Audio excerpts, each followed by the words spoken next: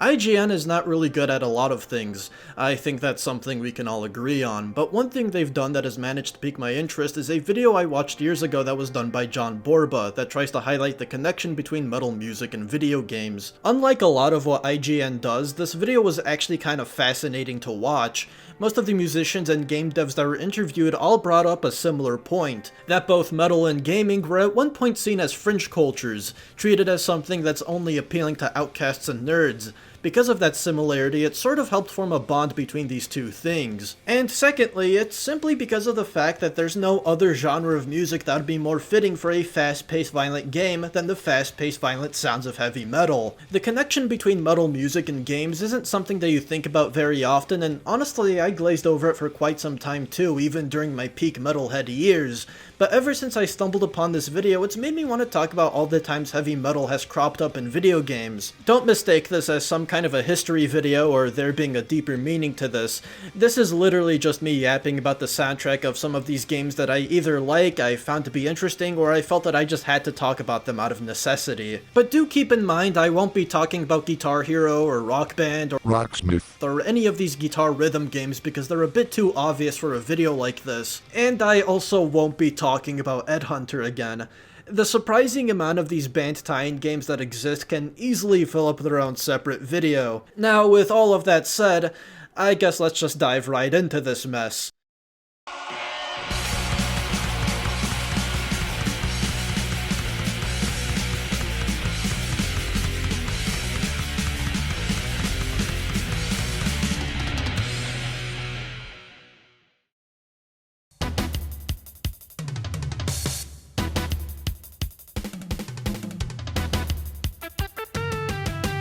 Of course, how can I make a video like this and not talk about Doom? Doom is not only the pioneer of the FPS genre, but it might as well be dubbed as the first heavy metal game too. Maybe there were a few other games that tried doing the whole metal thing before Doom, but look, I either don't hear anyone talking about them, or it's some Atari hunk of junk that barely fits the criteria. It's crazy to think about it now, but back in the early 90s, Doom showcased a highly detailed level of violence and blasphemy that's never been seen before. It made parents quiver in their boots, and it made devout Christians very upset. But Doom's metal attitude isn't just in the game's aesthetic, it's also present in the soundtrack. Might be hard to believe for some, but underneath all the beeps and boops there lies a song that is honestly just straight up plagiarism. While Doom doesn't have any licensed music in its soundtrack, it might as well have that because some of these tracks are strikingly similar to some popular metal hits. The most notorious example of this being the track Bye Bye American Pie, which is almost a carbon copy of Alice in Chains' Them Bones, Kitchen Ace being based off of Pantera's Rise, and the theme that we all know and love, At Doom's Gate, also known as E1M1, is based off of a lot of songs actually. The riff in this track was pretty popular during the 80s. Most associate this track with Metallica's No Remorse, but I'd also like to bring up just how insanely similar it is to DRI's Hooked.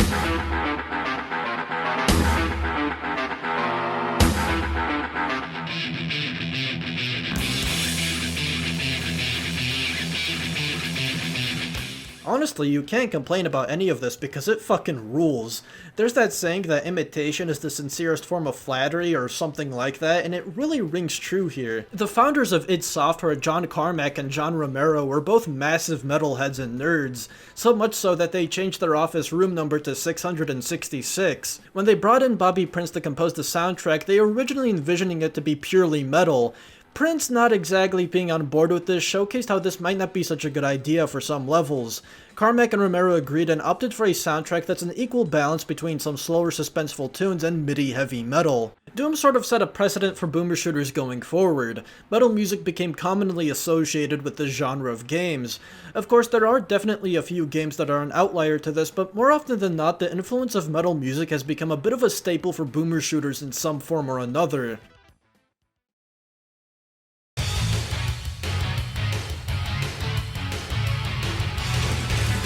Have you ever thought about how exactly the Duke Nukem themed grab bag came to be? Anyone? No one? Oh, okay. Well, the story behind it I think is pretty interesting. When tasked with making a track for the game, Lee Jackson was given numerous metal records from members of 3D Realms. Most of them were Black Sabbath, Megadeth, Metallica, and Pantera. Having listened to such varied styles of metal, Jackson felt a bit directionless when it came time to compose the track. The way he described it in a blog post, "I had no idea where I was going with it. I merely wanted to see if I could write something in the heavy metal style. As the song progressed, I started to feel like I was reaching into a bag, pulling things out, just seeing how they fit together. I'd grab the ideas for the drums from one place, the harmonic progression from another, and the melody from several different places. Bits of the Pantera-inspired riffs showed up in the guitar lines, and a good measure of Ozzy Osbourne and Black Sabbath inspired the mode switching I did in the melodic line. For a bit of fun, I tossed in a Rick Wakeman-style keyboard riff just to see whether or not it would work.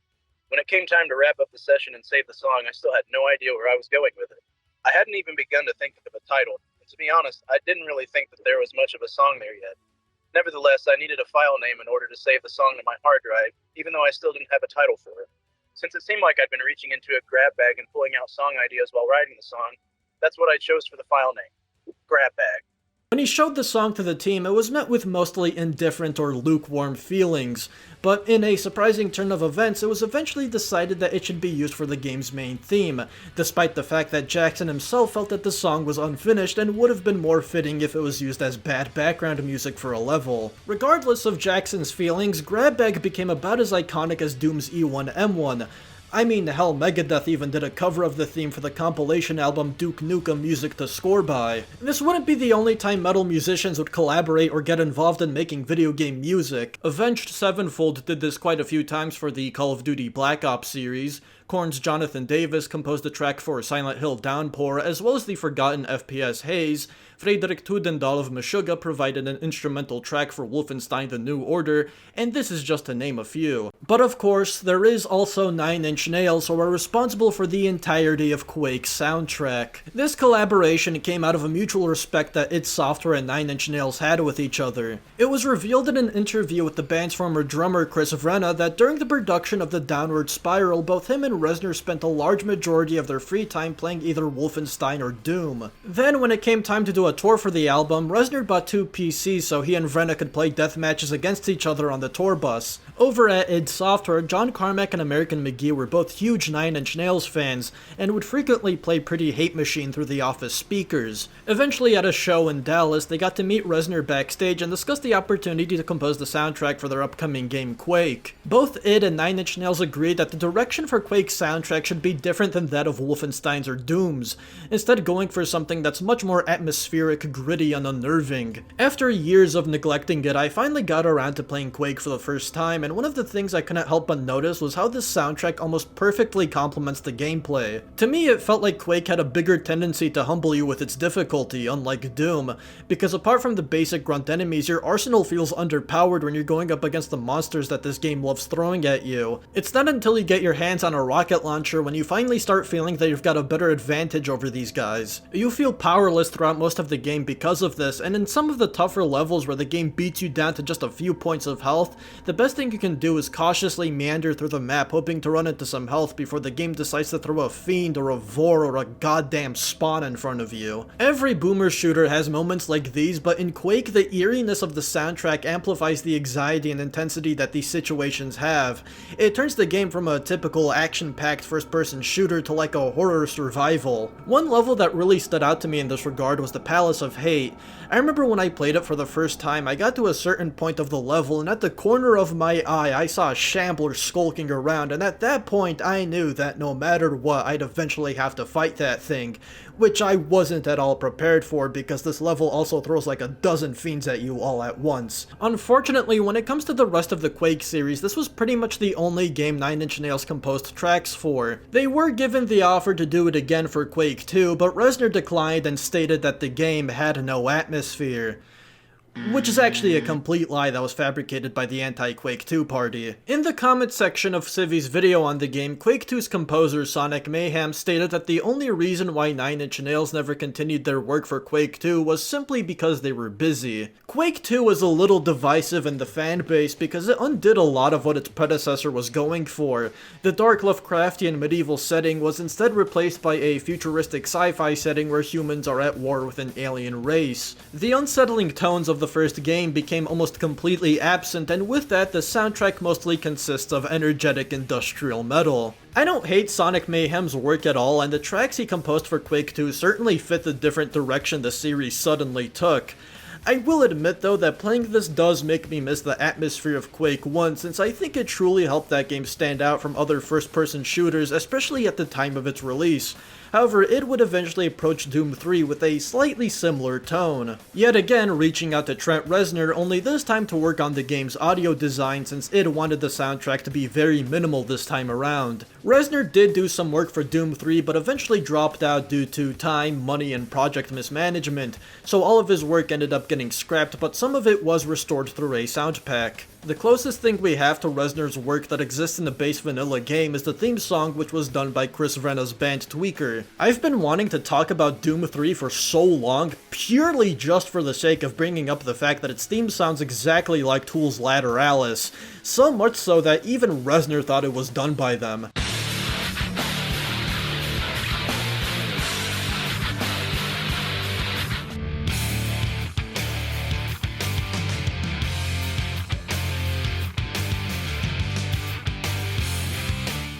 This, however, was the last time the series kept up the tradition of taking heavy inspiration from other songs. The soundtracks for Doom 2016 and Eternal are filled with entirely original compositions done by Mick Gordon. Though I gotta be honest, some of the tracks in these newer games sound like they're ripped straight out of a Meshuggah album, which shouldn't actually be all that surprising since Gordon has always been very vocal about his admiration for the band. An interesting fact, specifically about Doom 2016, was that id were initially reluctant on having heavy metal in the soundtrack and urged Gordon not to do that as they felt it'd be too corny. Crazy coming from the company that years ago loved to show their admiration for the genre on their sleeve. At first they allowed Gordon to compose tracks using only a synthesizer, but over time they gradually allowed him to start introducing small bits of guitar until eventually the soundtrack just became heavy metal.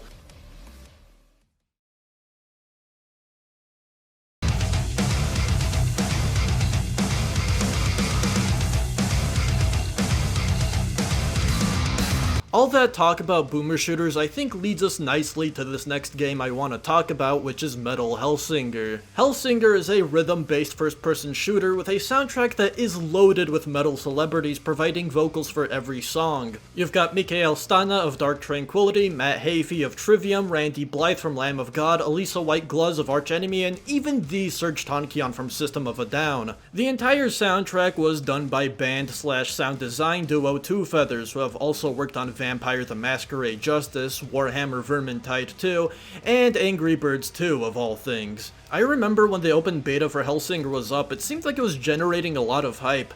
Everyone was talking about it, streaming it, making videos on it. I mean, hell, even I wanted to cover this game. Never happened though because I'm very bad at it, and if I play it for longer than an hour it gives me a wicked headache. It's a real shame because I could see through videos that this game looks so satisfying, especially with how the songs are connected to the gameplay. You see, if you're sucking eggs like me, you won't really get to enjoy the music because it'll be calm and instrumental, but once you start doing good and all of your actions are on beat, you're building up some beefy combos, that's when the music starts ramping up and becoming intense. Eventually vocals start coming into the mix too. I wish I could get to this point, especially on the second level, which has my favorite track in the entire game, Stygia with Elisa White on vocals.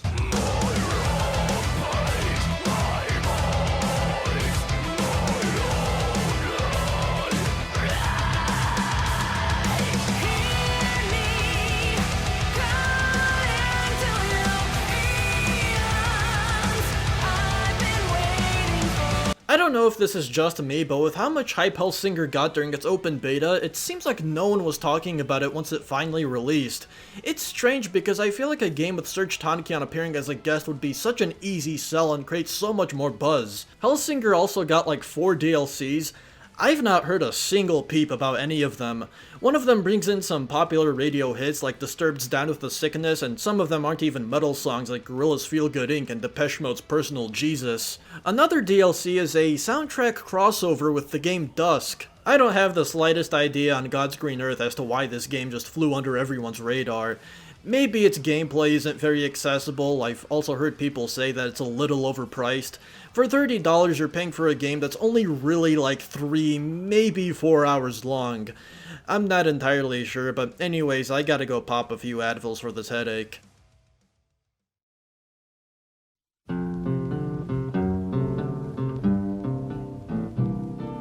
We all know about Fallout. Even if you've never played any of the games before, you at least have somewhat of an idea of what they're all about. They're RPGs that take place in a sci-fi post-apocalyptic retro-futuristic America that's permanently stuck in the spirit of the 1950s. One of the biggest and most iconic staples of the series is the usage of music taken from that era. But what if I told you that there's a Fallout game that essentially skips out on all of this? Instead of listening to something like the familiar sounds of the ink spots while you're wandering through the wasteland, you instead get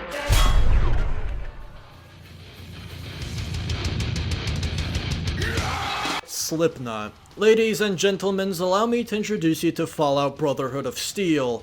Released in 2004, BOS is a sort of hack-and-slash action RPG spin-off done by the original creators Interplay Entertainment. After the success of Baldur's Gate Dark Alliance, Interplay was inspired to venture into the console market. Using Dark Alliance's engine, they began working on Brotherhood of Steel. Problems quickly arose during development, however, when Interplay's executives started demanding that the main characteristics of the Fallout franchise need to be dumbed down, and the game should be edgier to be more appealing to the console market. You know, as if console players are like a bunch of cultureless, knuckle-dragging troglodytes that'd be totally incapable of understanding the artistic nuances of Fallout. This, of course, did not go over well with die-hard fans. Brotherhood of Steel is widely considered as being the worst entry in the series, and it was even nicknamed Fallout POS by the fanbase. Newcomers are fortunate enough to be blissfully unaware of its existence, and those that know about it desperately try to forget. With all the negative reception that surrounds this game, I was fully gearing up for this to be one hell of a shit show.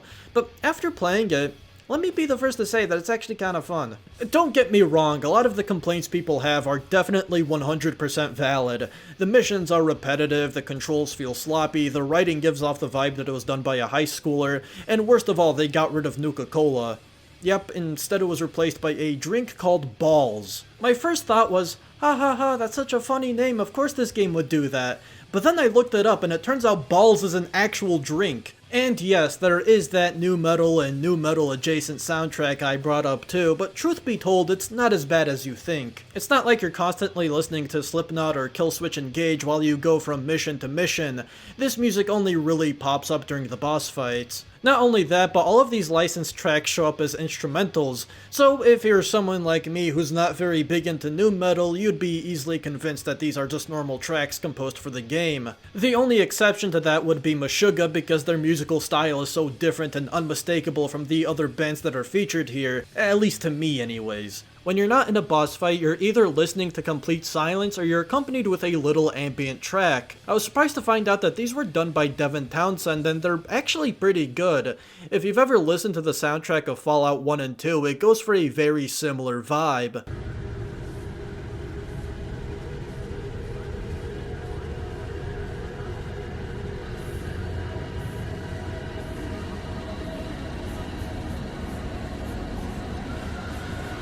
Honestly, I really don't see what the fuss is about with Brotherhood of Steel. The worst thing that this game is guilty of is that it's boring and it doesn't feel like a Fallout game. But other than that, it is perfectly playable, and I like it just because it's dumb, mindless fun. I mean, look, I could understand being upset if you're a fan of the series during the early to mid-2000s. Back then, you were patiently waiting for Fallout 3 only to get this, which essentially is a giant bastardization of everything the games were about. Never mind the fact that this was already a very turbulent era for the Fallout franchise. Nobody had a clue what was going on during this time, not even Interplay themselves. With founder Brian Fargo leaving, the company going through heavy financial struggles, on top of that getting involved in a steady stream of lawsuits and getting taken over by the French video game company Titus Interactive, who are almost solely responsible for a lot of the questionable decisions that Interplay made. Fun fact, there was going to be a sequel to this that was almost fully complete but was cancelled when Interplay started downsizing. Another fun fact is that this is literally the last Fallout game Interplay would ever release. They were working on Van Buren, which was going to be their version of Fallout 3 during the development of Brotherhood of Steel, but that got cancelled because of the dire circumstances the company was in, leading to Bethesda buying the rights to the franchise and releasing their Fallout 3 in 2008. Nowadays, going back to Brotherhood of Steel, it's hard to treat it as anything more than just a weird non-canonical spin-off. I've seen some people say that this is a decent game but a terrible Fallout entry, and I think that accurately sums up my own thoughts on it. If you could ignore the fact that this is supposed to be related to the main series, then you've got an action RPG that's not great, but certainly serviceable. I feel like a lot of the hate Brotherhood of Steel gets is way overblown. I've played my fair share of bad games on this channel. I will confidently say that this is not one of them. The next game I want to talk about is Splatterhouse. No, not that Splatterhouse. Yeah, that's the one. To me, Splatterhouse 2010 is slightly similar to Brotherhood of Steel in that these are two very edgy beat-em-up styled games that have gone through a rough development cycle. The only difference here is that Splatterhouse 2010 didn't drastically shake up its own original formula, it just reimagined it. Splatterhouse started off as a series of arcadey side-scrolling violent beat-em-ups made by Namco, where you play as Rick, a human who's on a mission to rescue his girlfriend from a bunch of ghouls and has been given super strength after being possessed by a sentient mask. There were 3 of these games, as well as a Japanese spin-off that released from 1988 to 1993. After that, the IP pretty much remained dormant apart from a couple of occasional re-releases. It wasn't until 2005 when Namco merged with Bandai and Makoto Uwai took the reins as senior vice president, where it seemed like the IP might finally get resurrected after 12 years. Uwai noticed the growing success of games like Grand Theft Auto and wanted to do something that would appeal to the demographic of teenagers and young adults. Now, instead of wasting resources on conceptualizing an entirely new IP, Uwai decided it'd be easier just to take Splatterhouse and rehash it for a new generation. Thus began the development on Splatterhouse's 2010 reboot. However, like I said, this wasn't an easy ride. The development team contracted to make the game was Bottle Rocket Entertainment. To make a long story short, there were a lot of creative differences between Namco and Bottle Rocket. The game was also horribly mismanaged under Bottle Rocket's control that their consistent lack of progress would eventually cause Namco to pull them out of the project completely, forcing them to finish Splatterhouse by themselves and finally releasing it in 2010 to mixed reception. It's an alright game, but it is a rather clunky button masher that hasn't aged too gracefully because of its heavy usage of QuickTime events. But the soundtrack does kinda make up for all of that. I did take a gander at it before I started playing, and off the bat I already knew that this was going to be way more up my alley. You can never go wrong with a little bit of classic Mastodon. I think even the developers themselves had a good bit of appreciation for the band too, because in some cutscenes you can see Rick wearing a Crack the Sky t-shirt. Then there's the band's Invisible Enemies and Wolf shirt, which the game's producer Dan Tovar was actually a part of. Invisible Enemies seems to just be kind of like a straightforward thrash punk crossover band, while Wolf shirt is pretty interesting to me because it sounds like some weird offspring of Danzig and Motorhead.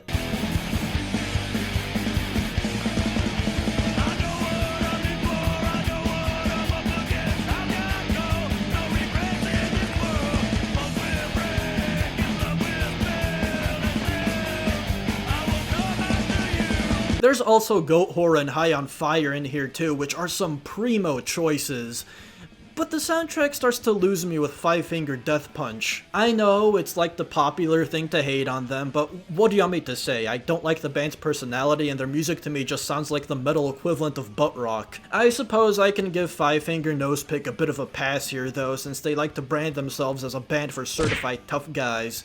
And in a game where you start off as a scrawny toothpick and become a certified tough guy, all thanks to a foul-mouthed bloodthirsty mask, they kind of fit in here. By the way, the mask in this game is voiced by none other than Jim Cummings, the guy best known for his role as the yellow pantsless bear, Winnie the Pooh.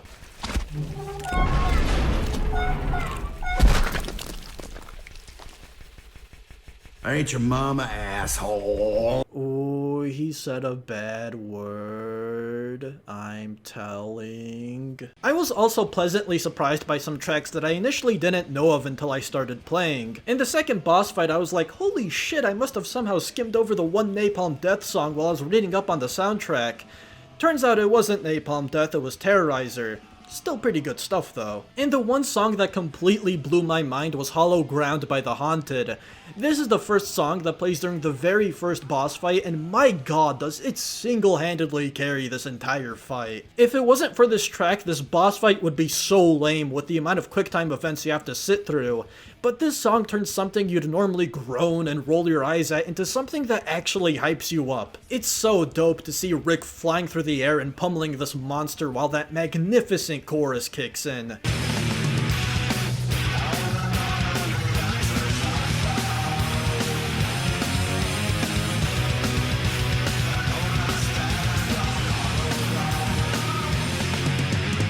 There were a few bands that also didn't make it into the final cut. Supposedly 𝙊𝙐𝙏𝙍𝙊, Cannibal Corpse, and In Flames were going to be included as well. Which is a shame because I'm a pretty big 𝙊𝙐𝙏 fan and I could totally imagine almost anything off of their Violence Has Arrived album playing while you're mollywopping the shit out of some demon zombies.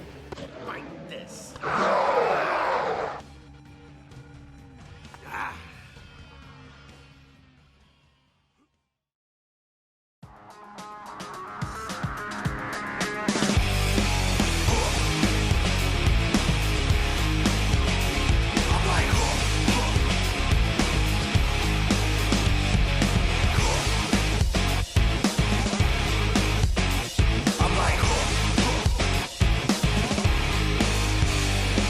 I think most people wouldn't really associate racing games with metal music, partially because if the video game OST wiki is anything to go off of, it seems like recent entries in the more popular franchises have almost exclusively been including EDM, rap, and hip-hop in their soundtrack. But back in the early 2000s, metal and various styles of rock music were way more prevalent in these games.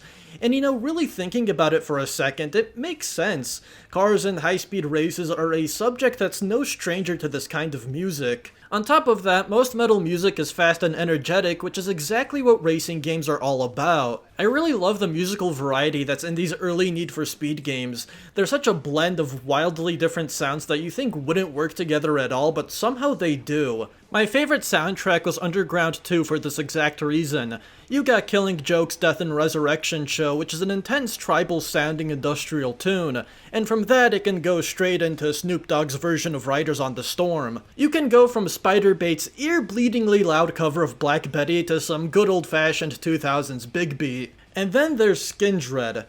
I'd like to know everyone's opinion on these guys because I don't really hear much about them.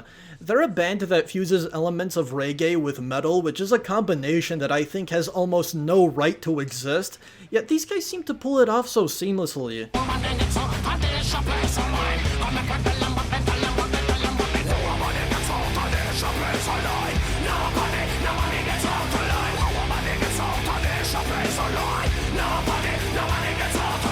Another racing game, Test Drive 5, has a pretty neat Easter egg. If you get a high score in a drag race and set your leaderboard name as 𝙊𝙏𝙏𝙍𝙊, you unlock the music video for the song Replica by Fear Factory. Now, as much as I'd love to show you this, I'd probably get kicked in the ass by YouTube's Content ID system, so I'll just show you a heavily edited screenshot and hope I don't get in too much trouble. I really thought I'd have a lot more to say about Test Drive 5 because its soundtrack is chock full of industrial metal, and there's some bands in here that I enjoy like KMFDM, but I'll be honest, it's kinda hard to focus on the music in this game and all of the cars sound like a dying elephant. Actually, that whole Fear Factory music video just reminded me of Carmageddon. For those that don't know, Carmageddon is a game that puts a huge twist on the whole racing formula. In fact, I'd go as far as to say it's almost not even a racing game at all. Here, it doesn't matter how long it takes you to finish the course, hell, the game never even tracks what position you're in. The only thing that matters is that you survived the entire race. Your one true goal in Carmageddon is to rack up as many points as you possibly can by destroying your opponents or running over innocent pedestrians. It was very violent for its time, and in a way it was kind of like the Doom of racing games. Similarly, it struck up a bunch of controversies too. The game was outright banned from being sold in Brazil, it was given an MA15+ rating in Australia, Some countries refused to sell the game unless it was heavily censored. In Germany, for example, the pedestrians were replaced with robots, and in the UK, they were zombies. For a game with such a violent and controversial premise, it of course needed some angry music to go along with the gameplay, and what better way of doing that than by pumping the soundtrack with almost nothing but Fear Factory songs, all coming from their 1995 album Demanufacture. In recent times, I've been dabbling quite a bit in some industrial metal, and I've listened to some of Fear Factory songs previously, though I never really took the time to dive deep into their discography. If you're someone like me and you're curious about what the band has to offer, just boot up Carmageddon. The game really does an excellent job at introducing you to them. My favorite song is the one that plays during the opening 𝙊𝙍𝙍.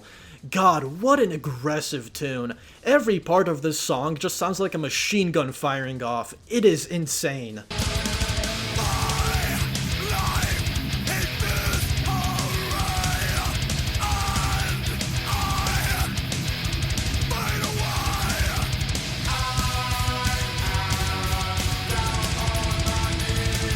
Twisted Metal 3 also provided a large spotlight to one particular artist in question being Rob Zombie, who takes up almost half of the soundtrack along with the band Pitch Shifter. 989 Studios apparently liked Rob Zombie so much they became a bit of a staple for the franchise, being a playable character in the next installment and having two of his songs reappear in Twisted Metal 2012. Speaking of which, I was also surprised to find out that some of the songs in this game, including the main theme, were done by Larry Lalonde, the former guitarist of the death metal band Possessed, as well as the current guitarist for the silly funk metal band Primus.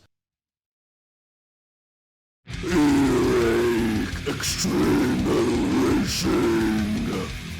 Okay, this might be one of the most obscure games I'll ever talk about on this channel. 𝙊𝙐𝙏𝙍𝙊 Extreme Metal Racing is a kart racer that was developed by the notorious shovelware studio Data Design Interactive, best known for their game The Ninja Bread Man. The game's soundtrack and even character roster features multiple bands that are or were at one point signed under the game's namesake, Earache Records, bands such as Decapitated, Morbid Angel, and Deicide. Extreme Metal Racing was released in 2006 only in Europe for the PC and PS2, with the PC version being bundled with a compilation album titled Worldwide Metal. And of course, given that this is a Data Design game, it is about as buggy, clunky, and half-baked as you might expect. One of the very few saving graces it has is that each character has a special ability used to damage opponents.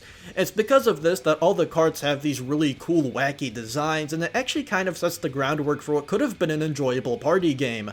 The thing is, though, it won't take you very long to realize that every cart with a ranged weapon is so overpowered that it makes all the other characters completely obsolete. Other than that, the game is rife with so many problems and questionable design choices that you can't help but just laugh at how many corners were cut when they were making this glorious mess. For example, there's a Grand Prix mode, and what's funny about it is that every cup here is exactly the same, except they all have just one course that's different.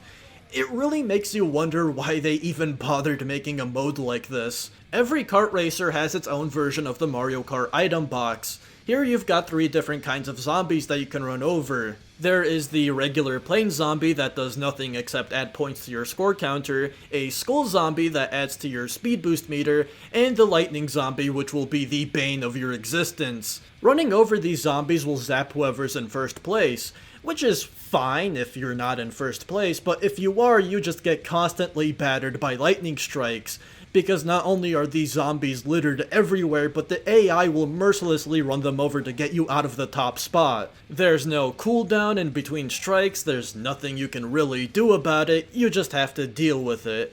It's almost not even worth getting into first place. Worst of all, they couldn't even get the soundtrack to play right. You've got roughly 50 songs here, a large majority of which you won't ever get to listen to in-game because every cup randomly selects one of these songs and it plays that one song on repeat for all of the courses until you're done. It's because of this game I now know how it feels like to listen to death metal when you're not at all a fan of the genre.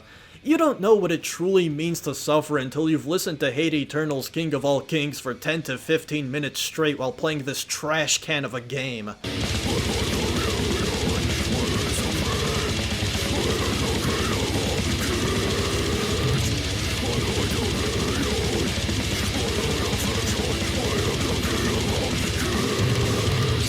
Any more information on extreme metal racing is very sparse, but I was able to find a prototype that was dated to be about 7 months before the release date. What's interesting here is that the game seems to have been originally called Renegade Racing.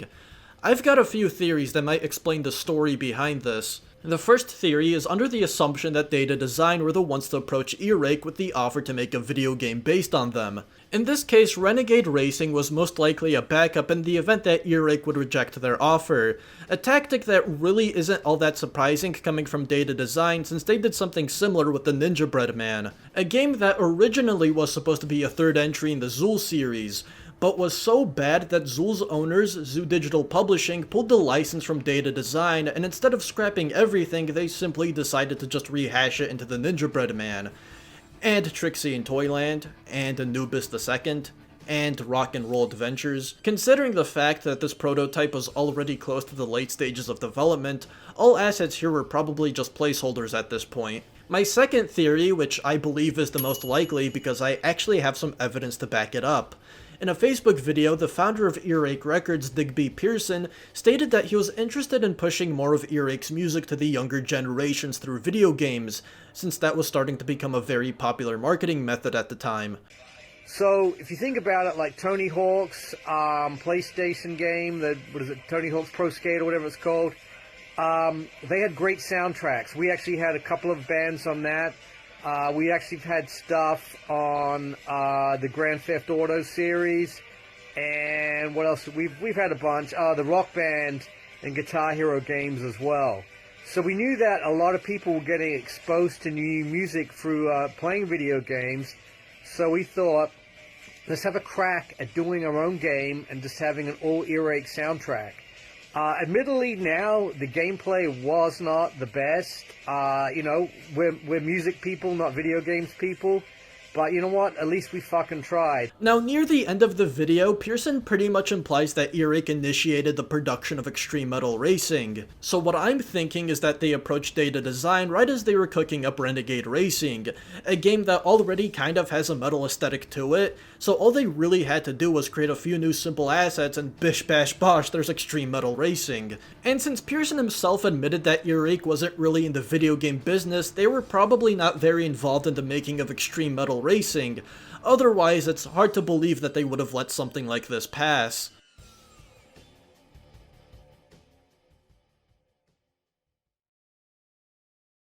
Listen.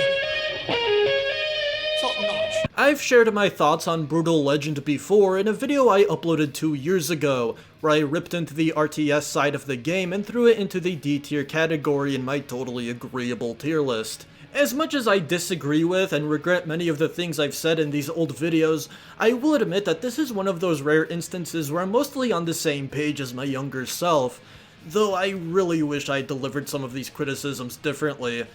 If any ads showed off both the hack and slash and RTS potions, I think that would effectively turn so many people off. Not saying that RTSs are bad, it's somewhat of a hunch, but for one, I don't think they're a very casual genre, and two, seeing the words hack and slash and RTS together is enough to tell most people that whatever's being sold to them is overly ambitious and it just won't work. Surprisingly though, it does work. It works like bananas on a burger. Is it edible?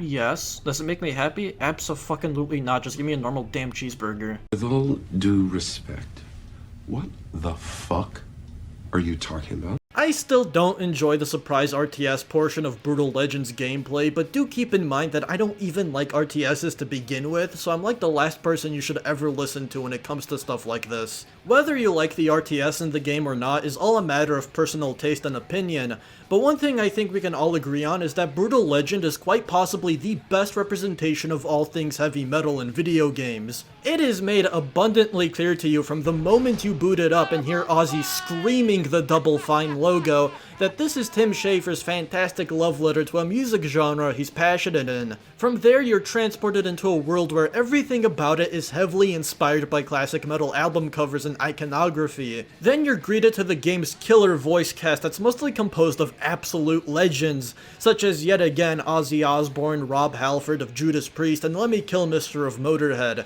And Jack Black is here too, I guess. I am Steve. Ronnie James Dio was also originally supposed to voice the game's main antagonist, the 𝙊𝙐𝙏𝙍𝙊, but dropped out due to unspecified complicated reasons. And of course there is the soundtrack, which is just pure heavy metal bliss. I really love this one mission where you gotta defeat this giant metallic chrome spider known as the Metal Queen, and as you start venturing through her lair, the intro to Cry of the Banshee by 𝙊𝙏𝙍𝙊 starts faintly playing in the background, and it's not until you finally come face to face with the Queen that the song satisfyingly kicks straight into full gear.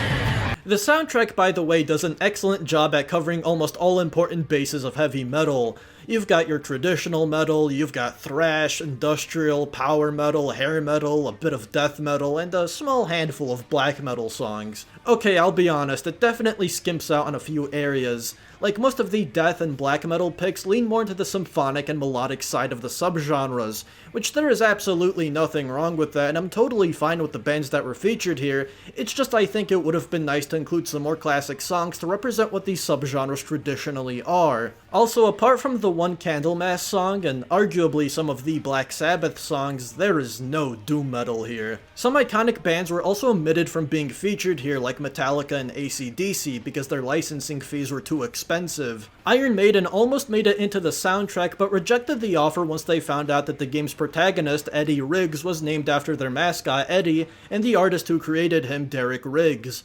Supposedly, Iron Maiden felt iffy about including their songs in the soundtrack because of this, as they felt it would give players the impression that they endorsed the game. Near the end of Brutal Legend's development, however, it turned out that this was all just a big misunderstanding, and the band's marketing team had actually reached out to Double Fine asking if they could get involved. But since the game was so close to completion, it didn't end up happening. Hopefully in the sequel there will be a bigger budget and more room in the soundtrack to include Iron Maiden, as well as some more bands and genres that didn't make it in. If that sequel is ever going to happen.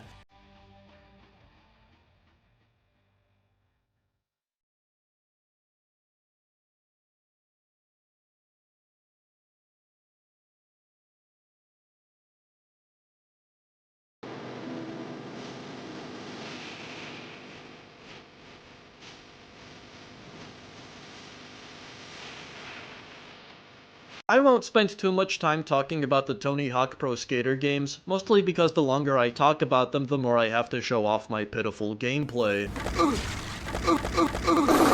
I was never really involved in skater culture growing up, so most of these games flew past me, with my only exposure to them being me watching a friend play them. I did spend a few small hours playing Skate 3 as well, but that's really the extent of it. And just to throw this out there, I do also remember having a sick-ass SpongeBob skateboard when I was a kid, but I don't think I ever used it, unfortunately. Another reason why I'll be keeping this section fairly brief is because I think most people remember the Tony Hawk games for their fantastic selection of punk and ska hits. But despite that, these games still showed their respect for the metal genre, especially Tony Hawk Pro Skater 4, where Iron Maiden's aforementioned mascot Eddie was a playable character. On top of that, there was a very wide assortment of Iron Maiden themed decks for you to choose from. I'm not nearly as big of a Maiden fan as I used to be, but I gotta admit, seeing all these boards still makes me feel all giddy.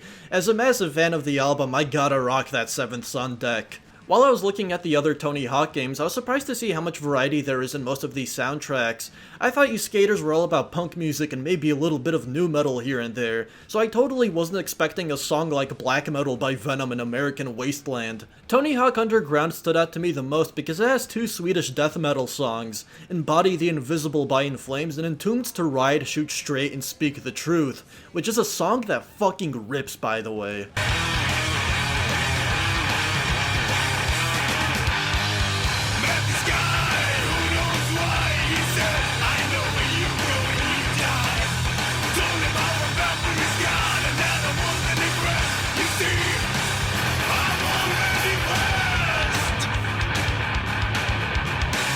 Okay, I don't know how many of you skaters actually listen to music like that, but still, I very much respect the song selection.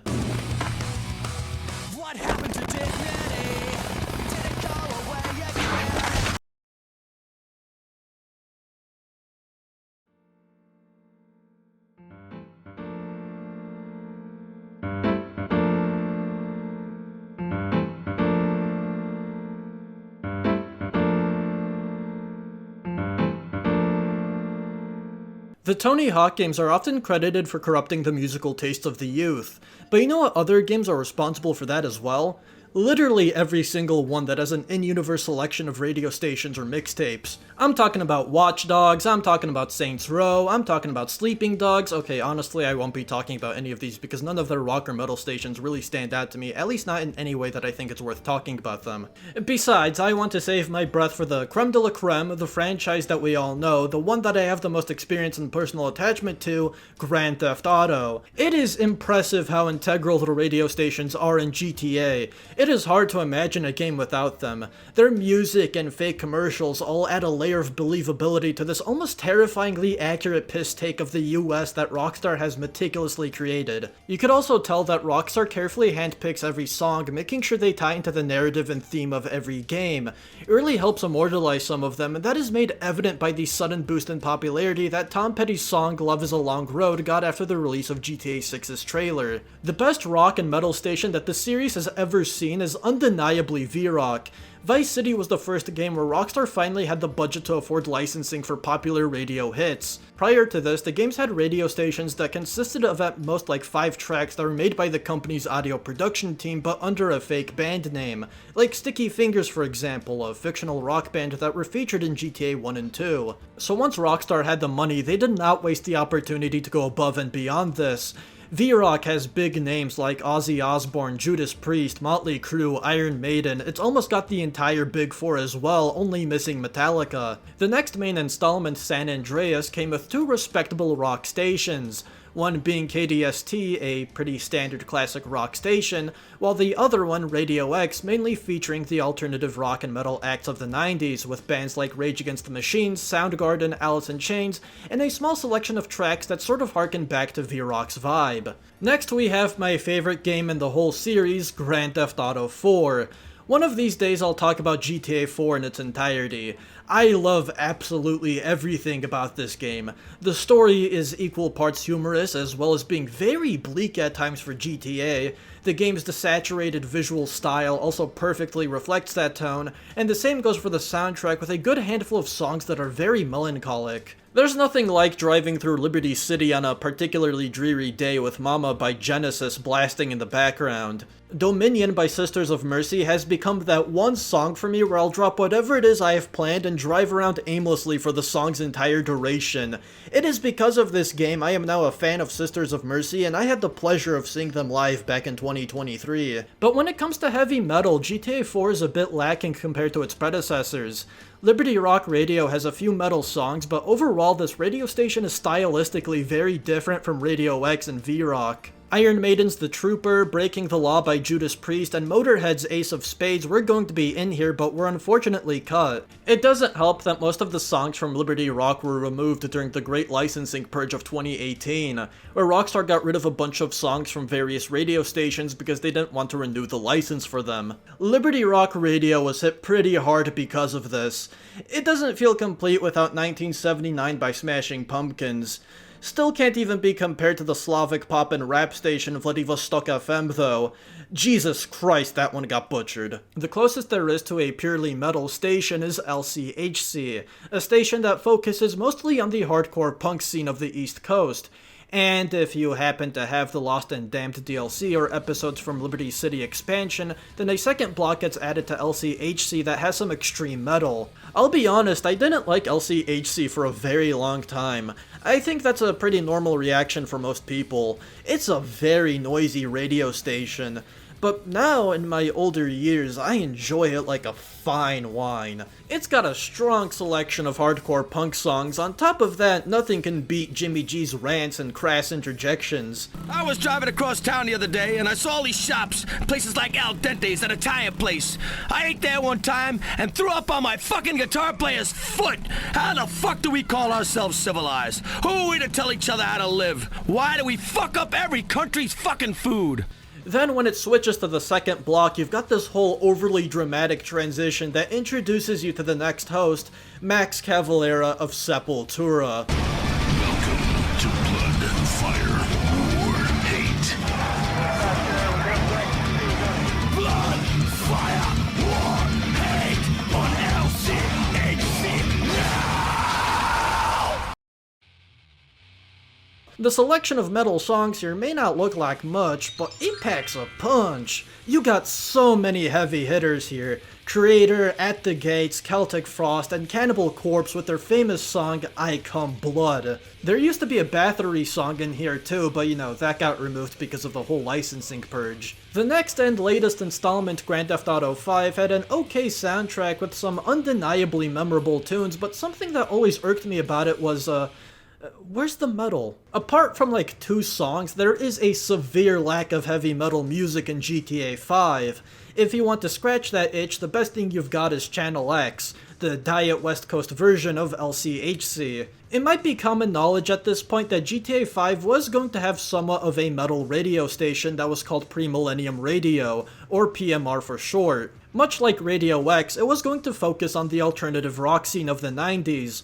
Only 9 songs were found to be listed in GTA 5's database, most notable of which were The Real Thing by Faith No More, It's Been a While by Stained, and Linger by The Cranberries. It's also widely speculated that Trent Reznor was planned to be the host, given that the station's logo is clearly copying the Nine Inch Nails logo. There does exist a mod now that tries its best to recreate what PMR could have been, expanding from the original 9 tracks that we know of to a whopping 76 songs that could have possibly been included if PMR actually made it into the final cut of the game. Also, the GTA YouTuber Badger Googer plays the role of the station's host in this mod. We can only hope that GTA 6 finally delivers a metal station that many fans have been clamoring for since 5's release, and I think it's very possible that Rockstar will do it, whether it's going to be some tribute to Earache, or it could be an entirely new station that focuses on Florida's death metal scene of the late 80s. Before I wrap this video up, I thought I'd do a little honorable mentions section to talk briefly about the games I could have brought up, but just didn't for one reason or another. There's an indie studio known as Steel Mantis that have only 2 games under their belt, Valfaris and Slain, both of which have soundtracks that were composed by former guitarist and bassist of Celtic Frost, Kurt Victor Bryant. So if you're a Celtic Frost fan and also like action platformers, go check these 2 games out. Sorry for all of the Devil May Cry and Metal Gear Rising Revengeance fans out there, you probably skimmed through the video chapters hoping you'd see them, but nah. And my only excuse is I know next to nothing about these games and I just wasn't very interested in playing them, not gonna lie. Metallica was in Fortnite for like season 10,000 or something, I don't fucking know, I don't play this game. While we're still on the topic of crossovers, there's that Iron Maiden and Dead by Daylight crossover. I absolutely despise Dead by Daylight, but I gotta admit this looks pretty sick. While we're still on the topic of crossovers in Iron Maiden, does anyone remember that one crossover they had with Angry Birds? Cause I sure as hell tried to forget about it. I almost somehow keep forgetting that the Souls-like game Mortal Shell did an unexpected collaboration with the band Rotting Christ. In a free DLC, some of the game's original tracks are replaced with songs by the band. I don't listen to Rotting Christ that much anymore, but I still have massive amounts of respect for the band, and it's always nice to see them getting a bit of video game representation, because they really don't get much of that. For reasons that might be a little obvious. I also think it's worth mentioning that these guys have a song that's sung entirely in a combination of the Orcish language from World of Warcraft, as well as the Orcish language from Lord of the Rings.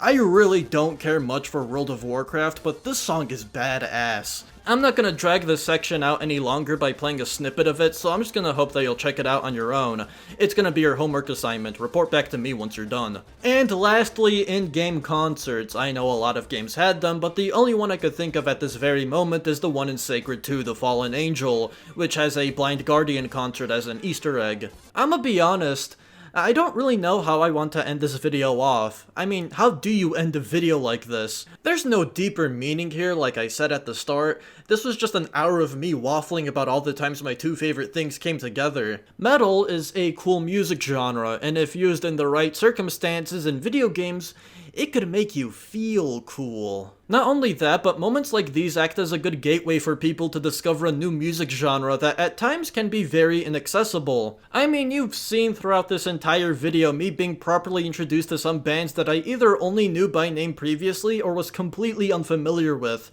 These games have provided me a good starting point and incentive to look further into some of these bands. Regardless of how some might feel about it, the inclusion of heavy metal in video games, or honestly in literally any other form of media, is almost vital in keeping the genre relevant for younger generations. I'm sure many of you that are watching this were probably introduced to one of your favorite genres or bands through a video game or movie. Doesn't even necessarily have to be metal, it all just goes to show you how impactful these forms of media are to our musical tastes.